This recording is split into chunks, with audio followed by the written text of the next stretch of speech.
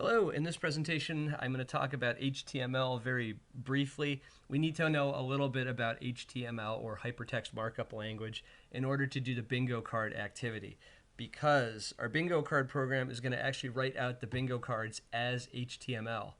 Why HTML and not text or something? Well, because we can open up our output files in a browser, they'll look pretty, and we can just send them to the printer.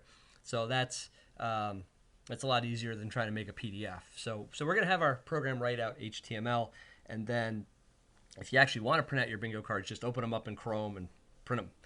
So let's talk about HTML. There we go. Okay, so why am I going back to this ancient dinosaur here? Well, this was the computer I had as a kid. Well, it wasn't my computer. My dad had this computer. It's a fantastically expensive computer back in 1981 when it was released, and he was able to get it because he got money for a research grant. Now, I wrote a lot of my papers on this computer using a word processor called WordStar. But there was a catch, and that on these old primitive monitors, or I would say on the first generation of word processors, there was no concept of a font. It was just text on the screen. There was no way of really changing the font. If you wanted to change the font for us, we actually had to go change a daisy wheel in the printer to change the whole font. There was no, this part is in that font, that part's in a different font. So how do you do things like making text bold or making text italic or underlined if you can't actually see it on the screen? And the answer was you'd highlight the word, hit some keyboard combinations, and the word processor would insert tags around that text to indicate that it was going to be formatted differently when it was actually sent to the printer. So this idea of tags goes back a long way. So the idea is we're going to put tags around text to make it look different when it's displayed in the browser. So that's all HTML is. It's a series of tags that you put around the contents of your page to tell the browser how to make it look. Just like in these old word processors, we would put tags around the text to tell the printer how to make it look. It goes back a long way. So let's talk about tags. Tags are enclosed in angle brackets, and they usually come in pairs, but not always. There are some things that don't really, where having a pair of tags doesn't make sense. But usually there's a start tag and an end tag. And the starting tag has the name of the tag inside the angle brackets, and the closing tag will be inside of angle brackets, but there will be a / inside the first angle bracket. So the tags come in pairs, and the closing tag has a / inside of it. Generally, there are some tags that that can exist standalone, and we'll talk about them. So here's an example of a tag. So I means make something italic, or slanted in the browser. So you put the I tag in front where you want the where you want the text to start being all slanty, and then at the end you have the closing tag to stop making the text italic. So start making it italic, stop making it italic.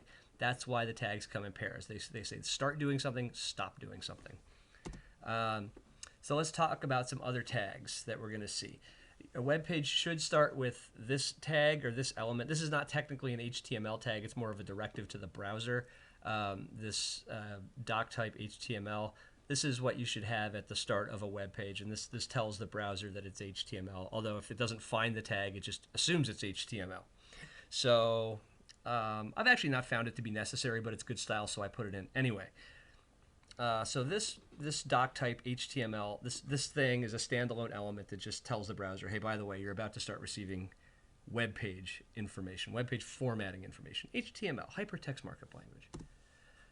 So after the doc type, then we actually have to have the contents of the web page. And those go inside the HTML tag. So we have the doc type HTML, then after that we have HTML, then we have all the contents of our page, and then /HTML, stop. This is the start of the web page, end of the web page. That's, there's a pair of tags right there, HTML and /HTML. What goes inside the HTML tags? Well, two things. We have the head section is the first major section that you're going to see. This contains stuff that the browser, the user, the viewer doesn't see. So this is where you put style sheet information or JavaScript code, like stuff to validate forms, things like that. Things that the person looking at the web page is not actually going to see. Anything kind of hidden style sheet, code, that all goes in the head section. Scripts, JavaScript, that all goes in the head section. And then after the head section, you're going to have the body, and the body is everything that the user does actually see. So so we've got doc type, then after that we have an open pair of HTML tags. Inside the HTML tags, we're going to have a head section, and we're going to have a body section. The body section is where the visible contents of the page go. Now you get this joke, right? So on this guy's tattoo here, right, this is the end of his head and the start of his body, right? That's the joke there. So the / indicates that that's a closing tag, and the lack of a slash there indicates that that's an opening or a starting tag. So let's look at some other tags that are built into HTML. The header tags. The header tags are used to start sections on your page, and they just make the text kind of bold and big. I'm sure somebody who's taken the HTML CSS class is going to tell me, like, don't ever use this stuff. Just use style sheet information. Just use CSS. Again, I'm just telling you, like, my knowledge of HTML kind of ossified back in the 90s, so I'm just kind of going with what I know. And it turns out I've gotten an amazing amount of mileage out of it. So if you want text to be really big, put it inside of H1 tags. If you want it to be kind of smaller, put it inside of H4 tags. If you don't put any tags around your text, it ends up just kind of being a default font. So these are kind of the tags that you'd put around the start of a kind of a paragraph on your page to make the text big. So if you want something a little bit big, like a title, that would be H1. If you kind of want like a subsection in your page, probably put H2 around that. I kind of use H1 and H2 a lot, not so much H3 or H4. So that's how to make text big and bold. Just put H1 tags around it. Also, there is the bold tag, which we'll get to here. So other tags that I commonly use, B and /B. That means start making stuff bold, stop making stuff bold. Start making stuff italic, stop making stuff italic. Start centering stuff, stop centering stuff, right? So pretty straightforward. Just put these tags around the text in your web page, and the browser will now format it. All pretty. Here are some tags that don't come in pairs because it doesn't really make a whole lot of sense. The BR tag is a line break. That just tells the browser to drop down a line. Images, or IMG, image tag. There's no, like, you don't start an image. You can't sort of put something inside of an image, right? An image is not a tag that encloses something. It just says, hey, hang on, stick an image right here, right now. Now, if you were actually going to put an image in your page, you'd have to stick some other attributes inside the tag to tell it where to actually find the image, like the path to the image and maybe the height and the width. We're not going to use image tags in this example, though. And HR, which is just a straight line across the screen, horizontal rule. So those are examples of tags that don't actually have a counterpart because they don't really inherently kind of wrap anything. They don't really kind of start and stop. They just kind of exist at a certain point. Now, how do you format something like this? Like if you wanted to have a table on your web page, and if you're looking at that, oh, that's kind of looking like a bingo card. Yes, so that's why we need tables. Tables are fairly easy. So there's a tag called table. It says start a table, end a table. And then in your table, you're going to have rows going down. They go across the page. So you have to say, I'm starting a row. I am now ending a row. And then to get the grid structure that we saw on the previous slide, so each one of these, like this first name, last name marks, this is one row right here. And then, or one table row. Now in that table row, we need to be able to say, I'm now making a cell within that table, and that's called a table data. So this whole thing is a table. The top line across the table is a row, and then each one of these cells is a table data. So we have table, row, and TD for a table data. Start a cell, end a cell. I should have called it like table cell or something. That would have been better. TD and /TD. That starts or ends a cell in a table. So where are we going with all this? Well, we start with an HTML template that gives us this picture on the left here.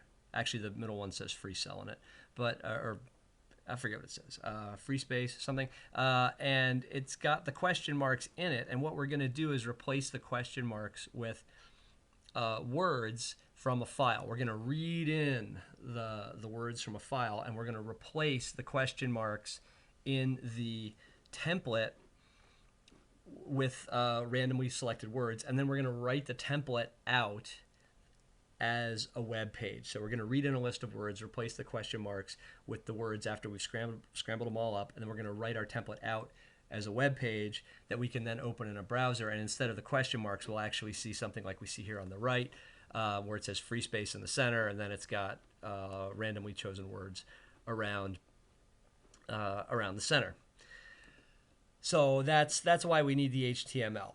Is this program uses a template that where we're going to replace the question marks with words from a list and then write the whole thing out. Now let's actually go pop over to, can I get to, come on.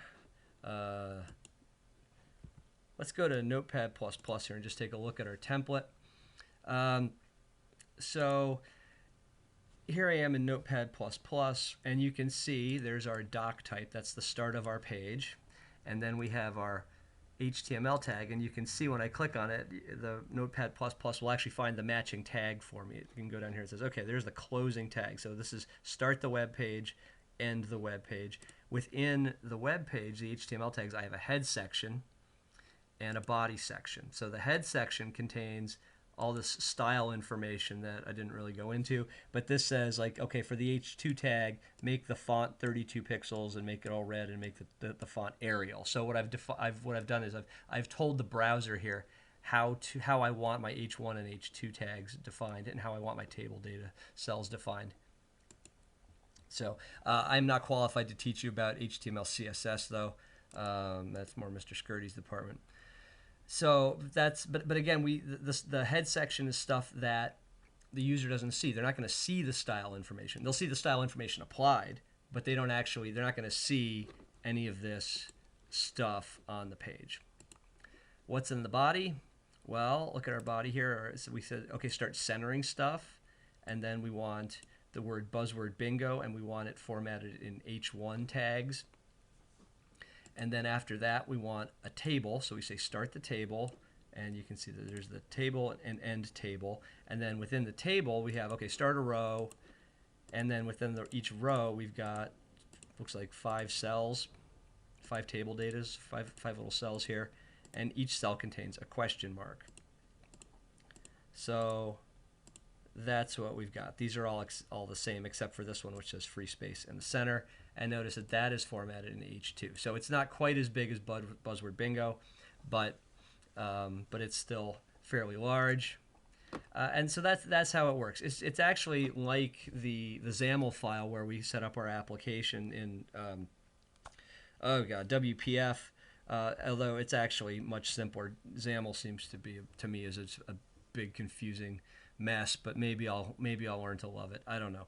So that's an example of a very simple web page, and you can I've gotten a lot of mileage just out of this, knowing this little bit of HTML. Although, having said that, I would not say that most people are handwriting HTML these days, but it's for me, I often need to do it. So just using that information I told you right here has actually been very useful for me.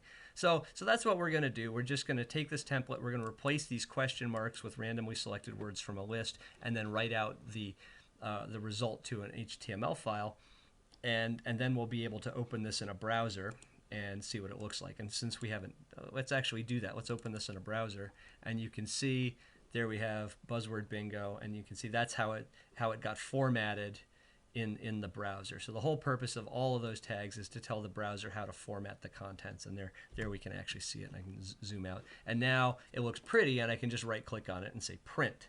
So there you go. That's everything I know about HTML. Well, maybe I know a little bit more, but that's certainly enough to get us up and running for Buzzword Bingo.